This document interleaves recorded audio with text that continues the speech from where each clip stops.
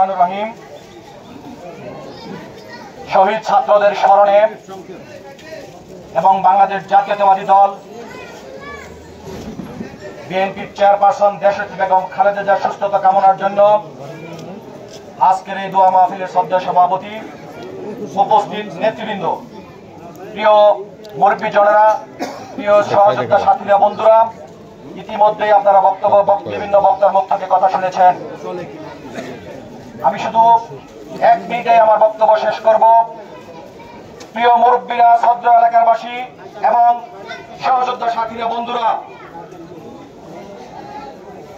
কিভাবে নৃশংসভাবে ছাত্র জনতাকে হত্যা করা হয়েছে আপনারা ইতিমধ্যে পত্র পত্রিকায়, টিভিতে, বিভিন্ন কিছুতে আপনারা দেখেছেন। রংপুরের সেই আবু সাইদকে নির্মমভাবে হত্যা করা হয়েছে। উত্তরের সমাবেশে এক মেধাবী ছাত্র, বাংলাদেশের উজ্জ্বল নক্ষত্র যিনি ছিল, সেই ছেলেটি যখন আন্দোলনরত ছাত্র ছাত্রীদেরকে পানি বিতরণ করতেছিল, ঠিক সেই মুহূর্তে ইতিমধ্যে আপনারা শুনেছেন, আমার চোখের পানি বের হয়ে যায়। এখন আমার কান্না চলে আসে যে পানি লাগবে, পানি লাগবে, পানি লাগবে। সেই মুগ্ধকে নির্মমভাবে হত্যা করা হয়েছে এই পাষণ্ড, এই জালিম সরকার, এই দাবেদার সরকারের খুনি সেই পেটুয়া বাহিনীরা। আমরা বিচার চাইবো কার কাছে? সেদিন ছাত্ররা বলেছিল আপনার কাছে বিচার চাই, আপনাকে আলটিমেটাম দিলাম, আপনাকে দফা দিলাম, আপনি অতি সত্বর এগুলো মেনে নেন। সেদিন তিনি মানলেন না, সেদিন কোনো কিছুই মানলেন না। যখন বেগতিক, তখন বলেছেন আমাদের ছাত্রদের জন্য আমার গণভবনের দরজা খোলা, কিন্তু আলোচনার পর সেদিন রুদ্ধ হয়ে গেছিল। ছাত্ররা বলেছিল আমার ভাইয়ের, আমার সহপাঠীদের, আমার কৃষক শ্রমিক জনতার, আমাদের রক্তের উপর দিয়ে আমি সেই গণভবনে যেয়ে আমি তাদের সাথে আপোষ করতে পারি না।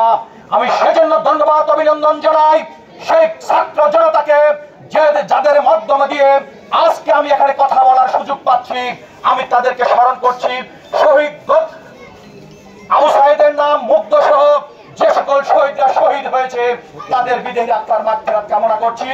আল্লাহ তাআলা যেন তাদেরকে জান্নাতের সর্বোচ্চ মাকাম জান্নাতুল ফেরদাউস নসিব দান করেন এবং আমাদের দেশনেত্রী বেগম খালেদা জিয়াকে আল্লাহ তাআলা যেন সুস্থতা দান করে, দীর্ঘ নেক হায়াত দান করে।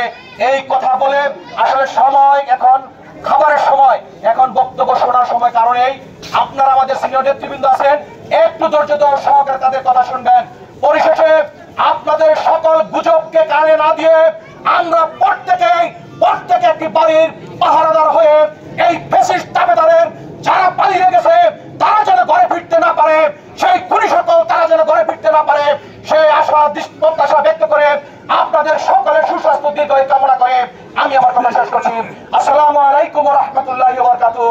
বাংলাদেশ জাতীয়তাবাদী দল জিন্দাবাদ। শহীদ জিয়া অমর হোক। দেশনেত্রী বেগম খালেদা জিয়া জিন্দাবাদ।